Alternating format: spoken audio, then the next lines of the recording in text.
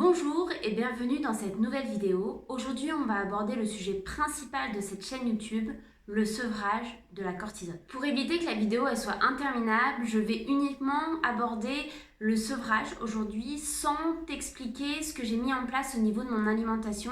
Ça fera vraiment l'objet d'une prochaine vidéo. Petit rappel, le RSS, Red Skin Syndrome, syndrome de la peau rouge, qu'est-ce que c'est ?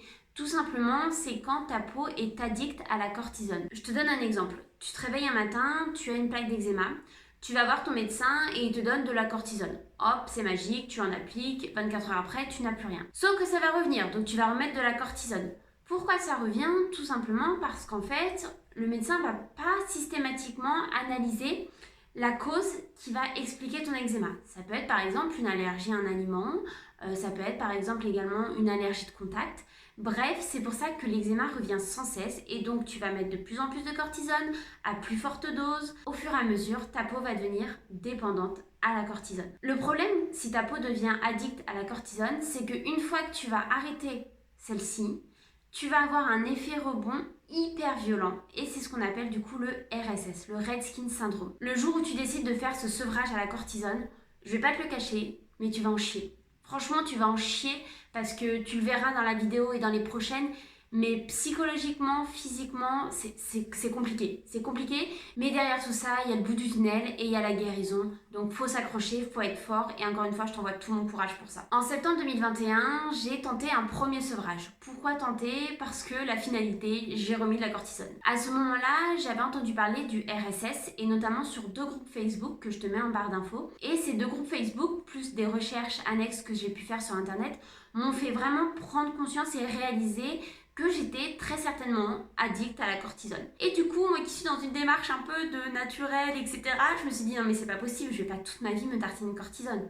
Donc je me suis dit, allez hop, Clem, on va faire le petit sevrage. Sauf que très clairement, j'étais pas prête. J'avais beau avoir vu certaines photos, lu certains témoignages, je m'attendais pas à ce que ce soit aussi dur.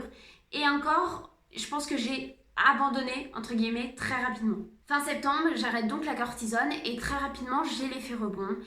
Et je ne m'attendais pas à ça, donc j'ai eu très peur. J'ai eu peur parce que d'un coup, mes mains sont devenues un peu rouges, voire très rouges. Elles me grattaient beaucoup, ça suintait. Je commençais également à en avoir au-dessus de la moustache. Et là, j'ai fait, mais qu'est-ce que c'est que ça ? Je suis pas prête, donc j'ai remis de la cortisone. Sur le coup, je l'ai un peu vécu comme un échec. Je me suis dit, mais Clem, t'abuses, t'aurais pu quand même aller au bout. C'était que le début. Et après coup, je me dis, non, c'est pas grave. C'était juste pas le bon moment pour moi, c'est pas grave. Et je te dis la même chose pour toi, c'est pas parce que tu vas arrêter ton sevrage une fois que t'en feras pas un autre et cette fois-ci ce sera le bon, ok ? C'est ok avec ça et il faut juste te laisser le temps et il y a des fois c'est pas le bon timing. Même si en vrai de vrai, au plus vite tu commences le sevrage, au plus vite tu seras guéri. Ça semble logique. En novembre 2021, je commence un nouveau travail et là je me rends compte que mes mains se dégradent de plus en plus. J'ai beau appliquer de la cortisone, eh bien mon eczéma ne part pas, voire s'empire de plus en plus. Donc qu'est-ce que je fais ? Eh ben j'en applique encore plus.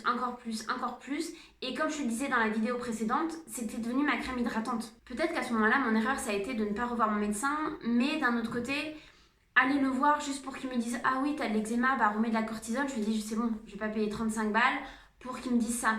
Donc je me soignais toute seule. Et je pense que ça a un peu empirer mon addiction à la cortisone, voire c'est sûr ça a empiré mon addiction à la cortisone parce que arrivé en février 2022, je pars au ski et je me rends compte au ski que sous mes moufles, ça me gratte. Et je comprends vite également que la transpiration a un effet assez intense sur l'eczéma. Je cherche par tous les moyens mon tube de cortisone en vacances et je ne l'ai pas.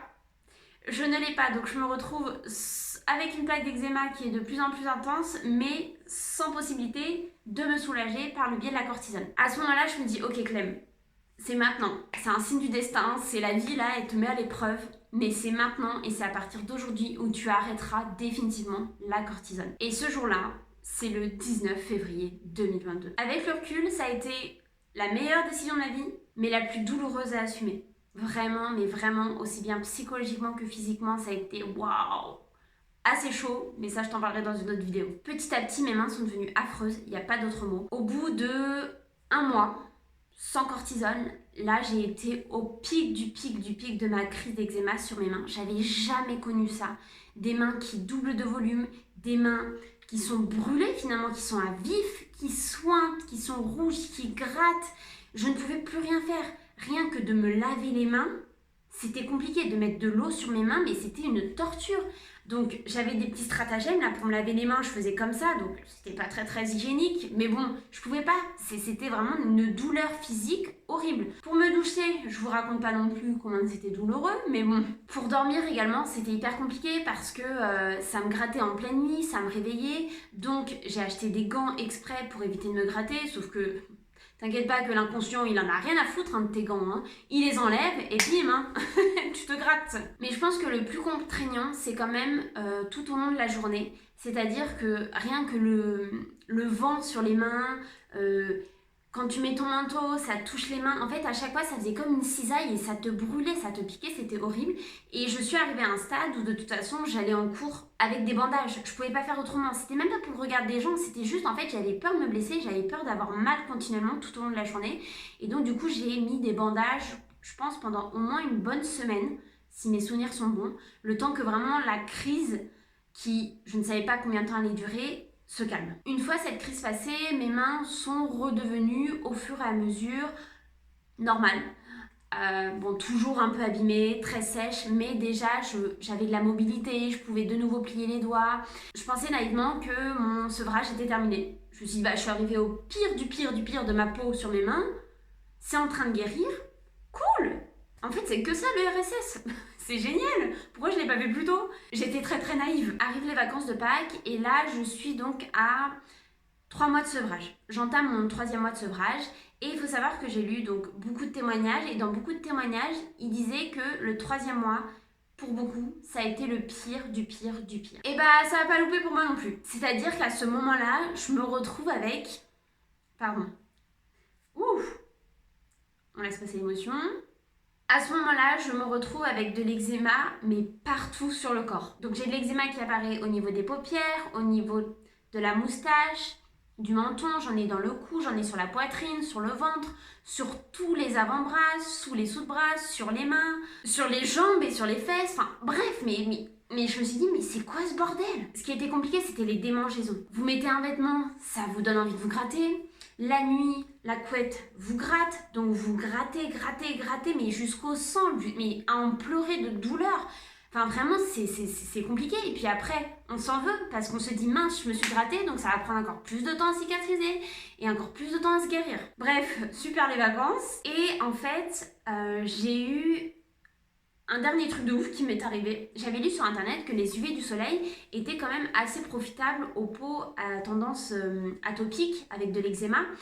Et donc je me suis dit, bah cool, il fait beau, je vais aller bronzer. J'avais quand même pris des précautions, je m'étais dit, je vais quand même appliquer de la crème solaire parce qu'on sait jamais. J'ai eu une très mauvaise surprise. Le soir, je sens mon corps qui chauffe. Je me dis, bon, bah c'est parce que j'ai pris le soleil. J'étais là, mais c'est bizarre parce que c'était surtout mon visage qui commençait à chauffer de manière assez anormal. Du moins, j'avais jamais eu ce type de sensation.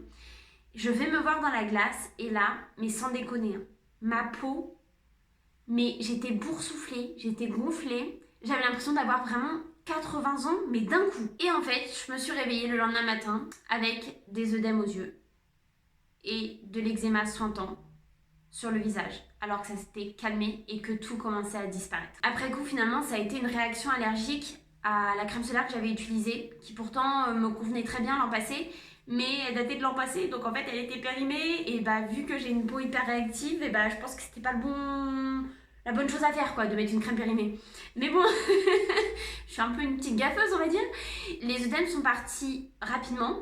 En 2-3 jours, il n'y avait pratiquement plus rien grâce aux antihistaminiques que j'ai pris. Au fur et à mesure, j'ai repris un régime hyper strict au niveau de mon alimentation, et donc du coup de plus en plus, mes plaques sur tout mon corps commençaient à disparaître. Aujourd'hui, j'ai encore des plaques parce que ma peau me gratte, elle me démange. J'ai la peau qui est aux endroits où j'avais de l'eczéma dépigmentée, mais ça à la limite c'est pas grave, limite je trouve ça beau, enfin du moins ça me dérange pas.